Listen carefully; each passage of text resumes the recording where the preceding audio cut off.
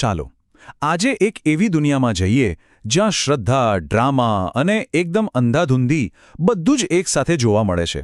ખરેખર આ એક એવી જગ્યા છે જ્યાં આપણને લાગે કે આધ્યાત્મિક અને ભૌતિક દુનિયા વચ્ચેની જે દિવાલ છે એ જાણે ઓગળી રહી છે.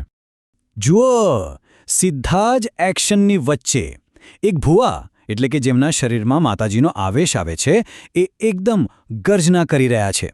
અને આ કોઈ સામાન્ય મેળાવડો નથી હો. અહીંયા તો ઘણું બધું દાવ પર લાગેલું છે અને વાતાવરણમાં તણાવ એકદમ સાફ દેખાય છે. તો સવાલ એ છે કે આ બધી ધમાલ છે શેની? આખું દ્રશ્ય સમજવા માટે આપણે પહેલાં એના મૂળ સુધી જવું પડશે. ચાલો સમજીએ કે આ પરંપરા શું છે અને આમાં કોણ કોણ મુખ્ય પાત્રો છે. તો આ છે રમેલ. હવે આ ખાલી એક પૂજા નથી, આ તો એક મોટો સામાજિક અને આધ્યાત્મિક મેળાવડો છે. લોકો અહીંયા પોતાની બધી જ સમસ્યાઓ લઈને આવે છે. લગ્ન નથી થતા, નોકરી નથી મળતી કે પછી ઘરમાં કોઈ ઝઘડો છે, બસ એ બધાનો જવાબ અને દૈવી માર્ગદર્શન અહીં મળશે એવી એમને આશા હોય છે. અને આ આખી વિધિના કેન્દ્રમાં કોણ છે? ભુવા. સમજો ને કે એ ભૌતિક અને આધ્યાત્મિક દુનિયા વચ્ચેના એક પુલ જેવા છે. જ્યારે ભુવા ધૂણે છે ત્યારે લોકો માને છે કે એમના દ્વારા ખુદ દેવી દેવતાઓ વાત કરી રહ્યા છે અને એ જ સલાહ આપે, ચેતવણી આપે અને આશીર્વાદ પણ આપે. સારું, તો હવે આપણને બેઝિક્સ તો ખબર પડી ગઈ. તો ચાલો હવે સીધું જોઈએ કે જ્યારે ભુવા પર માતાજી આવે છે ત્યારે ખરેખર થાય છે શું? કારણ કે આ ખાલી એક ધાર્મિક વિધિ નથી, આ તો એક લાઈવ પરફોર્મન્સ છે. અને અહીંયા જુઓ, મોગીમાના રૂપમાં ભુવા શું કહી રહ્યા છે? એ ખાલી આશીર્વાદ નથી આપી રહ્યા, પણ એકદમ પાક્કું વચન આપી રહ્યા છે કે જેટલા ખર્ચ્યા છે એના સવાયા પાછા મળશે. આવા વચનો જ તો લોકોની શ્રદ્ધાને એકદમ મજબૂત કરી દે છે. એમને લાગે છે કે હા, માતાજી સીધા જ અમારા જીવનમાં મદદ કરવા આવ્યા છે. તો ભુવા દ્વારા જે સંદેશા મળે છે એ ઘણા અલગ અલગ પ્રકારના હોય છે. ક્યારેક પરિવાર માટે આશીર્વાદ હોય તો ક્યારેક પૈસે ટકે સુખી થવાના વાયદા, અમુકવાર આવનારી મુસીબતની ચેતવણી પણ આપે. અને હા, જો કોઈ પરિવારે કોઈ ધાર્મિક ભૂલ કરી હોય તો એ પણ પકડી પાડે. પણ અહીંયા જ કહાણીમાં ટ્વિસ્ટ આવે છે. દરેક જણ આટલી સહેલાઈથી માની નથી લેતો. અને બસ અહીંથી જ રમેલનો અસલી સંઘર્ષ શરૂ થાય છે. શ્રદ્ધા અને શંકા વચ્ચેની એક જબરજસ્ત લડાઈ, અને એ પણ ત્યાં હાજર લોકોની વચ્ચે જ. હવે જુઓ, આ લડાઈ એકદમ સ્પષ્ટ છે.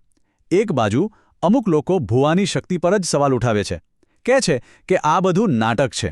અને બીજી બાજુ ભુવા પોતાની દૈવી શક્તિનો બચાવ કરતા કહે છે, મને બધી જ ખબર છે. આનાથી આખું વાતાવરણ એકદમ ગરમાગરમ થઈ જાય છે.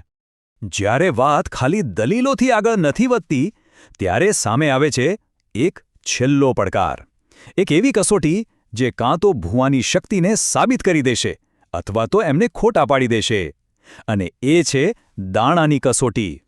આ કસોટી છે એકદમ સિમ્પલ, પણ એનું પરિણામ બહુ મોટું છે. જુઓ, થાય છે એવું કે કોઈ શંકા કરનાર વ્યક્તિ પોતાની મુઠ્ઠીમાં થોડા દાણા છુપાવી લે છે. પછી એ ભુવાને પડકાર ફેંકે છે, બોલો, મુઠ્ઠીમાં કેટલા દાણા છે?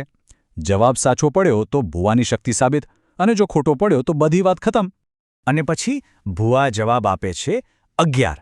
જેવી મુઠ્ઠી ખુલે છે અને અંદરથી નીકળે છે બરાબર 11 દાણા. બસ એક ક્ષણ માટે તો શંકા પર શ્રદ્ધાનો વિજય થઈ જાય છે. આખા સમુદાય સામે ભુવાની શક્તિ સાબિત થઈ જાય છે. પણ આ દૈવી પરીક્ષા તો વાર્તાનો ખાલી એક ભાગ છે. ચાલો હવે એ જોઈએ કે લોકો ખરેખર કઈ કઈ સમસ્યાઓ લઈને રમેલમાં આવે છે.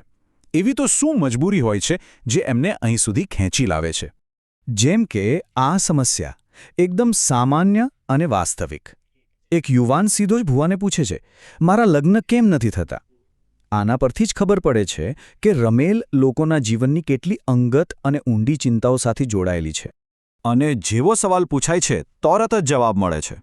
ભુવા એકદમ ચોક્કસ ટાઈમ સાથે જવાબ આપે છે. 11 દિવસમાં તારી સગાઈ થઈ જશે. હવે આ ખાલી દિલાસો નથી, આ એક દૈવી વચન છે જે પેલા યુવાનને એક નવી આશા આપે છે. ભુવાનું કામ ખાલી લોકોની સમસ્યાઓ ઉકેલવાનું જ નથી, એ લોકો પરંપરાના રખેવાળ પણ છે. અહીંયા જો, ભુવા એક પરિવારને પકડે છે અને યાદ અપાવે છે કે તેઓ કોઈ જરૂરી ધાર્મિક વિધિ કરવાનું ભૂલી ગયા છે, અને આ ભૂલ તેમના કુળદેવીને નારાજ કરી શકે છે. અને ભૂલ પકડાયા પછી શું? તો એનું પ્રાયશ્ચિત પણ નક્કી થાય છે. અને એ પણ એકદમ ચોક્કસ 5100 રૂપિયાનો દંડ, પક્ષીઓ માટે 2 મણ બાજરી અને દેવતાને 1 શ્રીફળ. આ બતાવે છે કે માતાજીના ચુકાદાના પરિણામો પણ એકદમ વાસ્તવિક હોય છે. ચાલો હવે આપણે આ આખી ઘટનાના અંતિમ અને સૌથી અસ્તવ્યસ્ત ભાગ તરફ જઈએ, જ્યાં બધું જ ભેગું થઈને એક અત્યંત માનવીય ક્લાઇમેક્સ પર પહોંચે છે. જેમ જેમ રાત આગળ વધે છે એમ માહોલ ગરમ થતો જાય છે. દલીલો અને પડકારો એટલા વધી જાય છે કે લોકોને ડર લાગવા માંડે છે કે આખો કાર્યક્રમ જ બગડી જશે.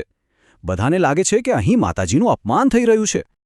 અને પછી જેનો ડર હતો એ જ થયું. વાતોની લડાઈ હાથોની લડાઈમાં ફેરવાઈ ગઈ. લોકો વચ્ચે મારામારી શરૂ થઈ ગઈ. જે આધ્યાત્મિક વાતાવરણ હતું એ હવે સંપૂર્ણ અરાજકતામાં પલટાઈ ગયું. પણ આ આખા દ્રશ્યનો સૌથી મોટો અને કદાચ સૌથી મજેદાર વળાંક તો હવે આવે છે. જ્યારે બધા એકબીજા સાથે લડી રહ્યા હતા ત્યારે આપણા ભુવા, જે દૈવી શક્તિના માધ્યમ હતા, એક બહુ જ માનવીય કામ કરે છે. એ ત્યાંથી ભાગી જાય છે. બસ આ એક જ ક્ષણમાં આખું દૈવી નાટક એકદમ વાસ્તવિક અને થોડું હાસ્યાસ્પદ બની જાય છે. તો આ બધું જોઈને આપણે શું તારણ કાઢીએ? રમેલ કોઈ એક વસ્તુ નથી. એ એક જ સમયે એક પવિત્ર વિધિ છે જ્યાં લોકો શ્રદ્ધાથી આવે છે. એ એક પ્રકારની સામુદાયિક થેરાપી પણ છે જ્યાં લોકો પોતાની દબાયેલી સમસ્યાઓ બહાર કાઢે છે.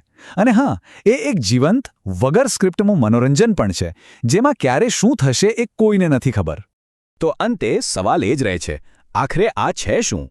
એક પવિત્ર ધાર્મિક વિધિ કે પછી એક સામુદાયિક નાટક? કદાચ સાચો જવાબ આ બંનેની વચ્ચે ક્યાંક છુપાયેલો છે.